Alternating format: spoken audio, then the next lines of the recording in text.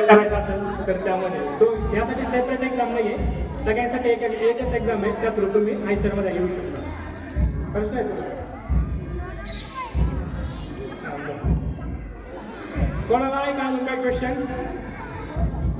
कोणाला काही शंका विचारायची आहे का?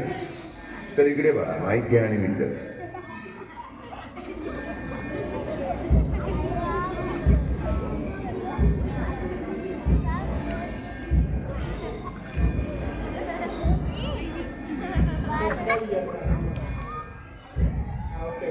हा, खूप बेसिक प्रश्न विचारला, छान टाळ्या वाजवा याच्यासाठी.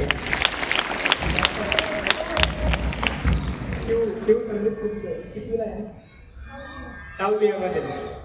तर आयसर म्हणजे काय? इतके वेळ झाला आयसर आयसर आयसर सुरू. आयसर म्हणजे काय? तर आयसरचं IITs ऐकलंय तुम्ही? IITs खूप 11वी-12वीच्या मुलांनी ऐकलं असेल. IIT फुल फॉर्म माहिती तुला? तर IIT म्हणजे इंडियन इन्स्टिट्यूट ऑफ टेक्नॉलॉजी, जे की खूप फेमस कॉलेज आहे इंडियामध्ये. ते टेक्नॉलॉजी फील्डमध्ये काम करतात, जसं की इंजिनिअरिंग आहे, मेकॅनिकल, कम्प्युटर, एरोस्पेस, खूप सारे इंजिनिअरिंगच्या फील्ड. तर आयसर हे त्याचा फुल फॉर्म आहे Indian institute of science education and research. तर आयसर जे ते बेसिक सायन्समध्ये किंवा नॅचरल सायन्समध्ये, जसं की physics, chemistry, math, biology, social studies, humanities या सब्जेक्टमध्ये काम करतात. आयसर म्हणजे फुल फॉर्म कशाचा? Indian institute of science education and research. कोणताच क्वेश्चन सिली क्वेश्चन नसतो, बरोबर? माहिती आहे तुम्हाला. आपल्याला असं बऱ्याच वेळा वाटतं खाली बसून की अरे माझा प्रश्न एवढा चांगला आहे का, किंवा लोकांना आवडेल का? लोकांना आवडेल का नाही आवडेल याचा विचार नका करू. तुम्हाला एखादा प्रश्न पडलाय तर तो विचारा, कारण आपला जो प्रश्न असतो तो खूप जणांना पडलेला असतो. फक्त ज्याच्यात हिंमत असते ना तो हातवरती करतो, समोर होतो आणि प्रश्न विचारतो. समजलं? अजून काय क्वेश्चन आहे कोणाला?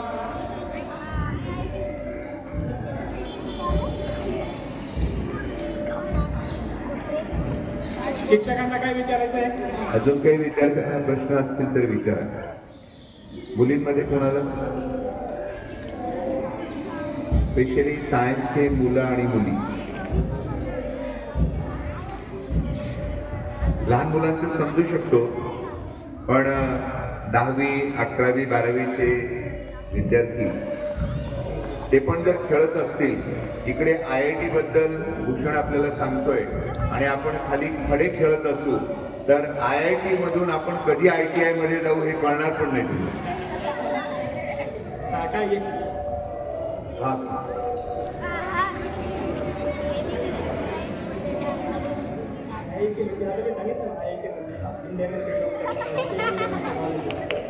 आता आपण तुम्ही मोबाईलवरती स्क्रोल करतात ना, इंस्टाग्राम किंवा युट्यूब, त्याच्याऐवजी तुम्हाला जे प्रश्न पडतात ना ते गुगलवरती सर्च करा किंवा युट्यूबवरती सर्च करा. त्याच्यावरती खूप सारी इन्फॉर्मेशन आहे. एक वेळ असं की तुमचे शिक्षक किंवा आई वडील कंटाळा येतील तुम्हाला, जर तुम्ही खूप प्रश्न विचारत असेल तर. पण तेव्हा जो मोबाईल वगैरे आहे, जे डिव्हाइस, ते कधी कंटाळा येणार नाही तुम्हाला. फक्त त्याला चार्जिंग पाहिजे आणि इंटरनेट पाहिजे. जर ते इंटरनेट तुम्ही दुसरीकडे यूज करताय, इंस्टाग्राममध्ये वाया घालताय, किती नेट पॅकचा बॅलन्स किती? 720 रुपये 3 महिन्याला आहे ना. त्यामध्ये मी पूर्ण वर्षभरात आरामात शिकू शकतो, माहिती का? 30-40 हजार रुपये वाचवू शकतो. तर त्याचा असा यूज करा, पैसे वाचवू शकता तुम्ही. ते 720 रुपयात भरपूर काही शिकू शकता तुम्ही. तर चांगल्या गोष्टींसाठी यूज करा मोबाईलचा. फ्री फायर किती जण खेळतात? खूप सारे गेम्स आहे, खेळत असतात. खेळलं पाहिजे असं नाही की काहीच करू नका. एन्जॉयमेंट पण गरजेचं आहे, पिक्चर वगैरे पण बघणं गरजेचं आहे. पण ते सोडून सुद्धा अभ्यास करणं तेवढंच इम्पॉर्टंट आहे. बरं, आता कोणाला काही क्वेश्चन असेल तर थांबू पण मी. एक शेवटचा एक प्रश्न होता की आपण KVPY आणि जी करून ॲडमिशन मिळवलं, तर याच्याबाबत कुठलं फी स्ट्रक्चर किंवा आयसरकडनं काही स्कॉलरशिप मिळते? चांगला क्वेश्चन आहे. ज्यावेळेस आपल्याला हायर स्टडीजसाठी जायचं असतं किंवा बॅचलर इंजिनिअरिंग किंवा मास्टरसाठी, तर त्या ठिकाणची फीज खूप जास्त असतात.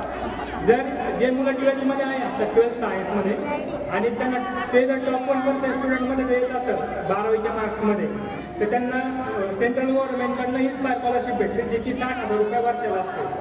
आणि प्लस तुम्हाला 20,000 रुपये एक्स्ट्राचे भेटतात जर तुम्ही काही रिसर्च प्रोजेक्ट करत असाल दुसऱ्या शहरामध्ये जाऊन.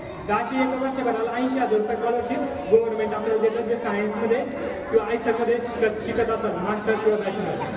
प्लस हे सोडूनच इन्फोसिस फाउंडेशन नावाची जी संस्था आहे, तर त्यांच्याकडनं दरवर्षी वर्षातले जे 2 सेमिस्टर असतात त्यातल्या एका सेमिस्टरची फीस भरली जाते.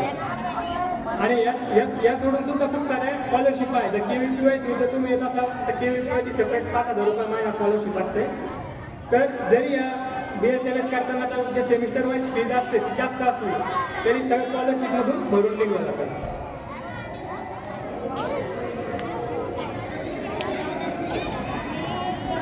काय कोणाला काय आहे का विचारायचं अजून? मग तुम्हाला जर काही क्वेश्चन असेल तर मी थोडं काही वेळा येते. जर तुम्हाला तुमची मधली सुट्टी वगैरे कधी होती जेवायची त्यावेळेस तुम्ही येऊन भेटू शकता, विचारू शकता. चालेल. मग तुम्हाला काही डाऊट असेल तर नोटबुकवरती लिहून ठेवायचं. आणि सर जसं म्हटले तसं 11वी-12वीची जी मुलं आहेत त्यांच्यासाठी आपण थोडं वेळा अजून वेळ देतोय. तुम्हाला जर काही डाऊट असेल काही विचारायचं असेल तर आपण अजून डिस्कस करू या काय. तर एवढं करून मग मी थांबतो. जय हिंद, जय महाराष्ट्र.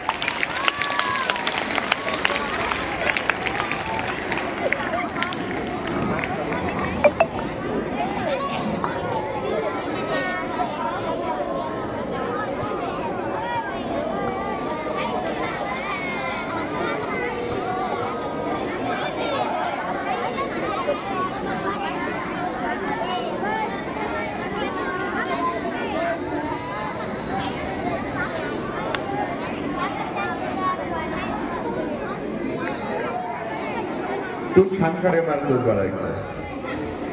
काही ट्रेनिंग वगैरे घेतोस का खड्या मारायची? नाही, आपण तो पण एखादा कोर्स आपण आयसरमध्ये अशी वेगवेगळ्या कोर्सची माहिती असते तशी आपण सावित्रीबाई फुले विद्यालयातला आमचा हा विद्यार्थी खडे मारण्याचं ट्रेनिंग देतो. करायचं बघा. भूषणने अत्यंत तुमच्याशी गप्पा मारता मारता ओघवत्या भाषेमध्ये खूप छान पद्धतीने समजावून सांगितलं. अजून खूप विद्यार्थ्यांना प्रश्न पडले असते, मनामध्ये प्रश्न आले असते, पण त्यासाठी शांततेत विचार करावा लागतो. पण तरी सुद्धा त्याच्या अतिशय व्यस्त वेळापत्रकात भूषण आपल्याकडे आला. तुमच्या सगळ्यांची छान गप्पा मारल्या. आमच्याही मनामध्ये काही शंका होत्या, त्यांची उत्तरं त्याने अगदी छान पद्धतीने दिली.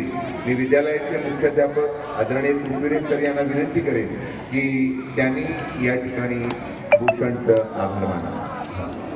थोडंसं चेंज करतोय आपण की इतर